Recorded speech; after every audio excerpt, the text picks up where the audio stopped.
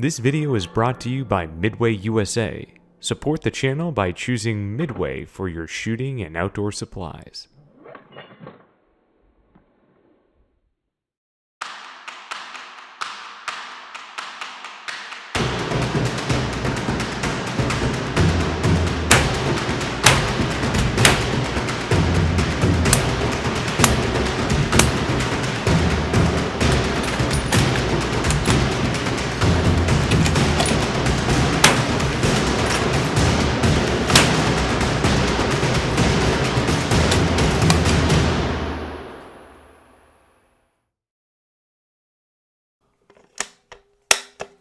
In 2005, this particular rifle would have been one of your best bets in getting into long-range shooting. But now, of course, in our commercially driven world, they would tell us otherwise. This particular rifle, the Remington 705R and a fixed 10X, has been the rifle that I built my own long-range journey on. And I've learned a great deal about it. But really, at the core of it, this is what my budget allowed back then. I focused on getting something quite dependable and an optic that wasn't too expensive, but I focused on something that tracked very, very well. So I ended on this package. Some of us like to enjoy the latest gadgets. So I took a flight to Tobago, FOG down, man's on the end. And others enjoy owning premium glass. It's Londonville to the sea town. Remo with a schema and a beamer with the T down. And she wanna know me, tell me. But at the core of it, something like this, it doesn't have all the attachment points. It cannot integrate with the latest long-range shooting technology. It doesn't even have a zoom scope. But it will get you across the finish line, despite its lacking in efficiencies. And even though I've progressed past the entry level of long-range shooting, I actually still take this out a fair bit, and I shoot it a lot as a training rifle. Which to me, though, a training rifle is a rifle that brings you something that money cannot buy, that gadgets cannot give you. And that's experience and wisdom with long-range shooting. Impact. So today we'll peel the onion back a little bit and we'll talk about what a good training rifle could be. What are some considerations when you're putting together a training rifle? Let's say if this is your actual first rifle that you're learning long range and then later on you're going to upgrade to something else, but like me, you want to hold on to that rifle for a long-term training rifle. Most importantly, though, we're going to hear from two of my highly accomplished friends in the long-range shooting world and their thoughts on training rifles. First of all, we have Piet, the host of Impact Shooting, one of the top sport shooters from South Africa. And we've got Joe Dawson from Bruiser Industries, who is a former U.S. Navy SEAL sniper instructor. He's actually led the U.S. Navy SEAL Sniper School for a while. And now in the civilian world, he teaches the military and agencies and also just civilians like you and I about precision rifle and his thoughts on a training rifle. We'll start off with retired Navy SEAL Joe Dawson from Bruiser Industries, who used to lead the SEAL Sniper School, and he'll talk about why they use training rifles for their snipers. So I've got a background in this. I did 14 years in the SEAL teams running the Sniper Schoolhouse, and we actually made the transition to a training rifle while I was there. And there's a few reasons to do that. So if you look at precision rifles, something like the average barrel length of that gun per caliber, things like the 6 Creed get around 1800 to 2200, 6.5 Creed 2200 to 2500. Things, there's things that are faster that get less, and there's things that get slightly more. 300 Win Mags, 1,800 rounds per barrel. And to most people, that would seem like that's a lot of rounds if you only shoot, 50 or 100 a year. But to somebody who's shooting or training a lot, an average training class could be between 200 and 250 rounds. A competition could be between 200 and 250 rounds. And that's in one weekend. When we were at the Sniper Schoolhouse, we had the guys qualify and shoot the 300 Win Mag Mark 13, Mod 5 at the time, Mod 7 later on, for most of the course. And the total amount of rounds put on that gun for the course ended up being hundreds of rounds. So we would essentially, snipers would get their guns and come to the schoolhouse. When they finished the course, the barrel would basically halfway done.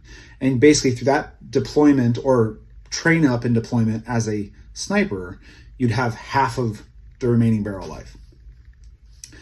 Being that it's 300 Win Mag, and that when you lose a rifle to reaching the end of its life, it has to be brought offline. You have to be given a new rifle, and then that gun goes back to Crane to get rebarreled. It can be a huge pain, especially if you've built up a relationship with this rifle. And so what we looked to do at the schoolhouse is I talked to the community and went, hey, let's build long action 308s, because the barrels were already 30 cal, just built the same as the long action 300 Win Mags. And for our application and uses, we can use the same can, same scope, same everything. And the guys will have to be better at reading wind, but really our standards were fine for 308. And then 308s typically get between 6,000 to 10,000 round barrel life. And so those barrels would last a significantly longer time than the 300 Win Mag Mark 13s that we had, or that the students were bringing. Translate this into civilian world, and you get something like, for my match gun, I might be shooting a 6 Creedmoor or a 6.5 Creedmoor. And if I shoot 4 to 5 matches, do the math, and you end up with basically 1,000 rounds spent, 1,000 rounds spent in those 4 or 5 matches. If you shoot 10 matches a year, then that gun has to, when it reaches its end of cycle, it has to get, either you've already had a barrel spun up when you had that gun built, or it has to come offline. Your backup gun has to go into service, and then you can then it get rebarreled and then put back on the line. Building something like a training rifle in 223 or 308, what you have the ability to do is, 1, use cheaper ammo, 2, the barrel lasts longer, and 3, most of the time, calibers such as 223 or 308 are going to force you to be a better shooter at the distances that you want to play with, and give you a smaller error box in which to shoot. And so you get better at reading wind, you get better at reading mirage, you get the fundamentals of shooting get better. That gun lasts significantly longer than the faster barrel like 6mm and 6.5s do. And then that gun can then be used for positional work. I have a 223 in my safe behind me that is actually chambered for 77s, but shoots 55s around an MOA. And so if I'm shooting barricade or tripod work on bigger targets, especially on paper at 100 or 200 or whatever, I can shoot 55 grain, which is 55 cents a round, versus 77 grain, which is 70 to 90 cents a round. It doesn't hurt the gun at all, and it gives me the accuracy I need for the target sizes I'm asking for it, and lets me train a lot more on that rifle, versus grabbing, and my 223 is actually set up very similarly to my 6.5 and my 6, and so it feels very much similar. It's on the same stock, it's the same action, it's a heavy barrel just like the 6.5, and actually has a very similar recoil impulse to my 6mm, and so I can do a lot of work with that with significantly cheaper ammo, and then leave my 6mm and 6.5s for like train ups for a match or going and shooting a match. Same can be said of 308. 308, get a 20-inch gun. It just gives you a platform that you can then, and now with the days of switch barrel and stuff, you can just, an AIAT, the Seekins hit, the Desert Tech. There's a lot of guns coming out. Mac Brothers just came out with a switch barrel. These give you the opportunity to have a training barrel that is built in 223, 308, some slower caliber, and then you can put in something like a 6.5 Creed, 6 Creed, 6 Dasher, 6 GT, 6.5 SOM, 6.5 PRC, etc. for your given match. But it has continuity across the platform and muscle memory of working a very similar gun. So, training rifles, if you have the opportunity and the means, it's a great way to give you a good return on investment in training, the ability to utilize cheaper ammo, the ability to get more time on the range, and force yourself into being a better shooter, then, shooting a faster caliber that requires less of you as a shooter, doesn't require you to be as good with your wind calls, and gives you the ability to save some of that barrel life on your match guns to spread out the time between needing a rebarrel. So if it's something that fits within your budget, or if you buy a gun that has the ability to have a switch barrel, maybe something that you want to pursue. Anyways, hopefully that was informative in some way. And I am Joe with Bruiser Industries, and I'll catch you next time.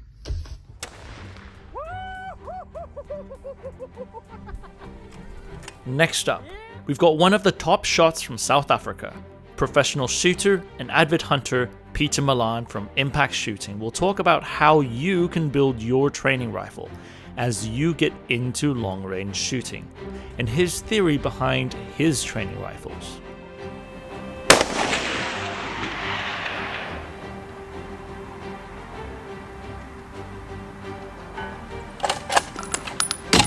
I swear to God, I'm not even gonna lie.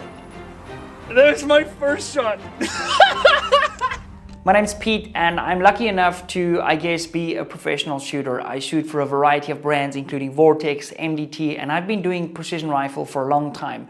Recently, we've dived sort of more into the long-range stuff, but for the purpose of the video, Henry and team have asked me to chat about training rifles. Now, number one, what should you consider when you're shopping for a training rifle? First of all, I would say the most important thing is to buy something that has a future upgrade path. If you do decide, and you probably will decide to upgrade your rifle at some point in the future, if you're sitting with like some weird type of action, this is the first thing I always say to guys, even if this is your first rifle, make sure you're future-proofing yourself by buying something that there are extras for. It doesn't help you really want a really cool chassis rifle 5 years down the line and you've sort of got a plan and a budget to get there, but you're purchasing a rifle at a discount price now that you really are limited to what you can upgrade that with. Now, when it comes to the cartridge that your training rifle is chambered in, I could recommend a few things here.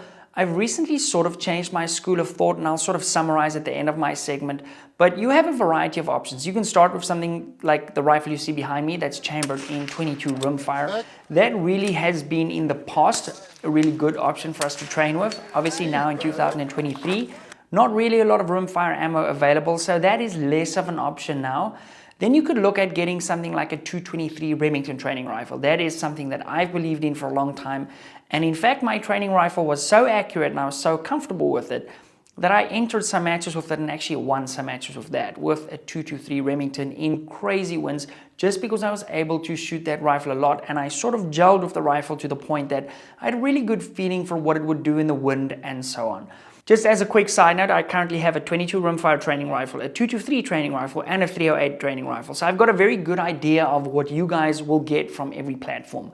Now, when it comes to 223, the benefits are obviously you can load in bulk. If you have a friend with a Dillon or you have a Dillon, you can literally crank out ammo on a progressive press, and I've used that ammo to do very, very well with. You can shoot a little bit more just because of the nature how you could make ammo faster. I wouldn't necessarily, even though you could, load ammo on something for like a 6.5 Creedmoor or something like that on a progressive press tube, but that's sort of more the conventional single stage, highly accurate ammo. And when it comes to your training rifle, you want to do this sort of quick and dirty, if you know what I mean, where you want to spend more time shooting than you're spending behind your reloading bench, and that's going to serve you well. The one downside, or one of the downsides of the 223 is that generally factory chamberings have a very slow twist. So if you want to shoot the higher end of the 223 or the 22 caliber Spectrum bullets, you might need to consider looking at a rifle with a tighter twist rate or a faster twist that you can actually shoot heavier projectiles, because otherwise you may have problems with your projectile actually stabilizing and they'll end up going through the paper sideways, which is not very precise or repeatable. Then the other problem with the 223, it makes you you a little bit lazy. Now, why is that? Because there's not a bunch of recoil. If you look at me shooting my 223 over here, you'll see there's not a ton of recoil at all. And when you move up to bigger cartridges, if you're shooting a different division or something like that, or you go to your main match rifle, now you could be a little bit lazy because you've been shooting a lot of 223. Our other option is 308 Winchester. It's been around forever. It's pretty plentiful. It's super easy to reload for. You can shoot factory ammo depending on where you are. Also components. It's a funny time to be making this video because it's very difficult to know who has access to what at this point, but kind of take it for what it is. A lot of recoil, not the most high BC bullets, so you're going to learn a lot of wind drift and stuff like that, and you're going to have to manage a lot more recoil. So when you go to your actual match rifle, something like the 6-dasher you guys see beside me here, you're going to have those fundamentals cemented and it's going to relate to better shooting. Now, there's a couple of ways you could get your 223 Remington to do that. For example, you could put on a silencer without a muzzle brake attachment on the front. That's going to lead to more of a push. It's going to simulate that. Now, before we wrap up the chambering discussion, my school of thought has changed on this recently where, as I said, I've had multiple and currently have multiple training rifles. I personally think the move is to have a rifle chambered in the chambering that you'll be shooting when you're competing. So if you're shooting a 6.5 Creedmoor, build another rifle in 6.5 Creedmoor. Okay, that way you're shooting the same projectile in the same conditions, the recoil's the same, everything is the same, and that is going to lead to you having a better understanding of how your rifle performs in different conditions just because you will shoot that cartridge more. Now, when it comes to glass or the optics for your rifle, I'm a believer in the first focal plane system. It's just what sort of the majority of people are going to be using around you, and it's going to just make your life a lot easier. Second focal plane might sometimes be tricky because your hash marks and your reticle might be different depending on which magnification you're on, and it's just another layer of complexity that I don't want to be worrying about. For a long time, I was actually running a 3-15 PST Gen 2 that I still have on one of my rifles, and that was my predominant optic on the training rifle. The only time you ever really need that max power is when you're zeroing your rifle. Other than that, when we're sort of running and gunning, even when we're shooting long range, I generally find myself in that 18 magnification range. So now that our rifle is kitted out looking absolutely fantastic, we want to start training. But where do we start? Yes, you could figure things out yourself, but chances are you might be compromising and finding ways to do something that is not necessarily the right way, and as a result of that, learning bad habits. So you may be lucky enough where you have access to in-person training in your area with a few other like-minded people, and you can go do a class. Those can sometimes be very expensive, especially if you're getting sort of a budget-friendly rifle. Your other option is to look at online training. Now, I myself have a complete online training school where we've put literally thousands and thousands of students through online precision rifle training, and they've learned a ton, and that is applied to their reloading and to their competition shooting and to their hunting, and the feedback on that has been amazing. There's also many other options where you could look at potentially getting some online training.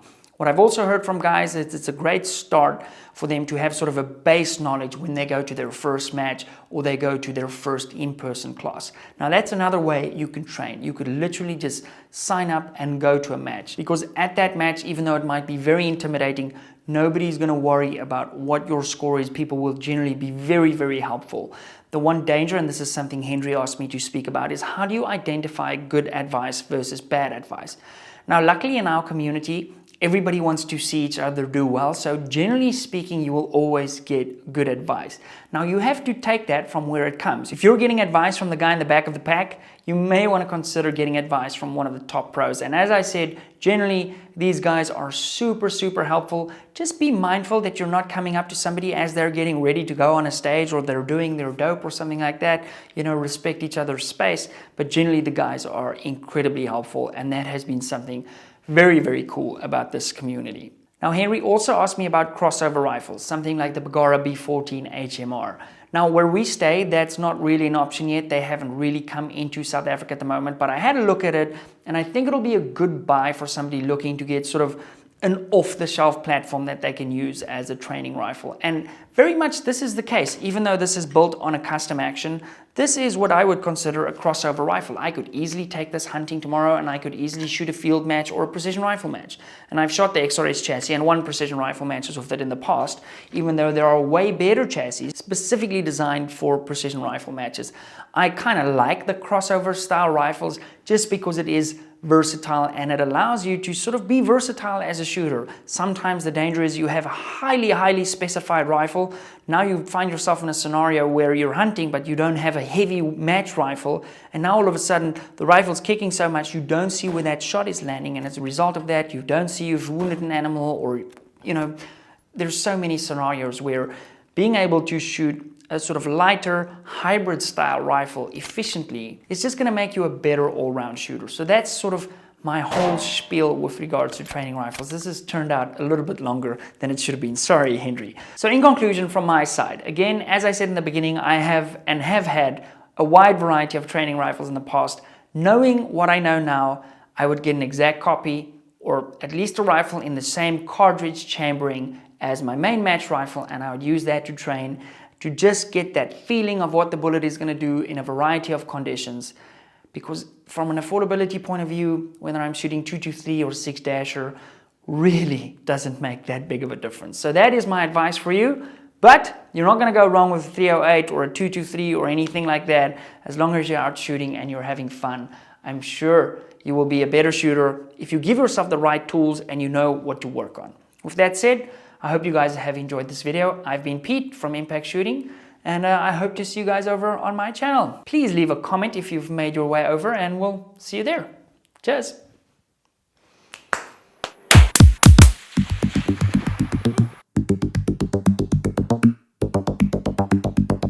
Now that was a lot to take in, but let's do an exercise here and take my training rifle and let's look at some of the elements to it and how well this fares as a training rifle. First of all, it's chambered in 308. I get it, it's not a 6.5 Creed, it's not 6 arc. It is a little bit more difficult in wind, it's a little bit more difficult in drop, but that's by design. I specifically want to retain 308 because of the longer barrel life that it has, and it still has barrel life left in the barrel. The 5R barrel on this is excellent. These came from an era when Remington was using rejected M24 barrels. And so I don't know why they would reject this one. It seems to shoot just fine. But the 308 makes me a stronger shooter in the long run because it pushes me to work with the elements more. Similar to that, fixed 10x scope, I don't have the luxury of even zooming in. Now, that forces me to use a lower power scope, which a lot of times when people get into precision rifle shooting, they run into a problem where they try to choke as far as possible. Now, Pete talked about his sweet zone at 18x. My sweet zone really is closer to 12 to 15 when you're talking about a 1,000 meter type engagement. Of course, having the luxury of choking in farther to properly PID a target is nice, but as a training rifle, taking some of that away from me helps me refocus on some other elements of the scope. How can I mill the target to make sure that I am shooting at the correct distance? How do I use the turrets if I need to rely on the turrets for a more precise first round shot, first round impact? It does have a bubble level, however, because I do think that that is vital for making sure that I don't throw any shots off. I do have a 20 MOA PRI base on it, and I do use Seekin's 30 mil rings on this because that is a basis to a good platform. So one big thing that we ought to recognize here is when it's the right time to be cheap on a training rifles, because mounts and rings, that is an area that it could slip, you could run into issues, and before you know it, you're going to spend most of your time and ammunition trying to diagnose something that you could have spent an extra $50 on getting the right one.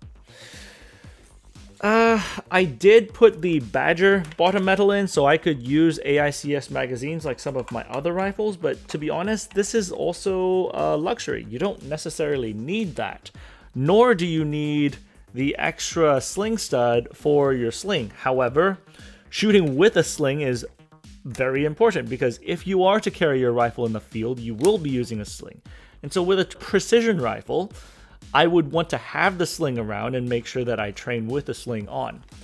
And finally, I'm using a Harris bipod in the front. because I do think that these are perfectly fine.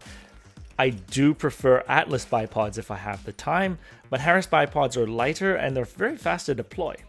One last thing. This particular rifle, I did get it sent out to our gunsmith out in Alaska. Chief Warrant Officer Ken Corcoran, the same gentleman who did my M21, and a phenomenal shooter and an even more phenomenal gunsmith. The man has forgotten more than I will ever learn in my life. He ended up threading the barrel for me, but I never actually used the threaded barrel option. For the same reason, I wanted to make sure that I was getting, this may sound sadistic, I was getting a little bit more recoil than I'm usually getting on other rifles, so I'm able to work with recoil if I need to. And so, to conclude, a training rifle to me is basing myself, my priorities on knowledge and wisdom and experience in long-range shooting. And you can't buy that type of thing. And the interesting thing is, as we started shooting more and more long range, Josh himself actually also put together a training rifle. Every now and then you'll see him in the background with his 308 Remington 700 with a 20-inch barrel and in a Magpul stock and a Leupold Mark V. That is an excellent training rifle for him to take advantage of cheaper ammunition than, 300 Win Mag. But Piet's point on ammunition interchangeability is something that you ought to pay attention to if you're thinking about getting into PRS matches or being a competitor. That may be less useful for generalists like us because we want to train on a general skill. Piet is trying to train on a particular cartridge, so there is a focus on those two things. The bottom line is I would recommend putting together something that you could grow with. Be mindful of the logistics of things, the cost of ammunition, the cost of a barrel if you burn it out, the cost of an optic, of buying something that you think you want, but you don't know if you actually need it. The base of a training rifle is to learn long-range shooting. It may not be the fanciest rifle to today's standards, but in that process of learning long-range shooting, you're figuring out what you actually want, what actually works for you. And so you develop that skill and that wisdom in purchasing something that you actually need before you buy something fancy that you don't actually need. And on that note, appreciate you sticking with us. We'll see you guys on the range. We still the same ones. When it come to chats, we don't take none. Jeez. Badman Jamaican. Trinity global sensation. Mobbing till the day come, yeah, till the day come. Red, white, black flag, daddy gon' shake some. Green, yellow, black flag, rude gal shake some. We don't want no drama in this, so don't make none. Mobbing till the day come, yeah, till the day come. And the day came, still thumbing through the night, chance of light rain. I guess I really gotta show you about this Trini King. I guess this is how it is when you from the island, man. So I took a flight to Tobago, FOG down. Man's on the ends, London.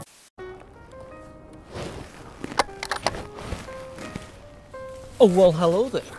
I didn't see you. You must have stumbled upon me enjoying the sunshine of the day as I was bird watching with my M24 sniper weapon system. Now, I hope you're enjoying the content thus far, because content like this is made possible not only by Slate Black Industries, but by the patrons of Patreon. Well, that's true. They are our main support, financially, intellectually, and most importantly, emotionally. They make content like this possible. And I'd like to invite you to come along, become one of the patrons of Patreon, along our journey of exploration of firearms technology and what we can do with these weapon systems. And if not, it's okay. But that's enough with this. Let's get on with the show. 716, this is 096, 4 Vic, 8 packs, Redcon 1, green to green. How copy, over? 096, this is 716, roger, over. 091, 1 pack, green, green, over. This is 716, roger, over. 16, 2, 1 Victor, 2 packs, Redcon 1, over.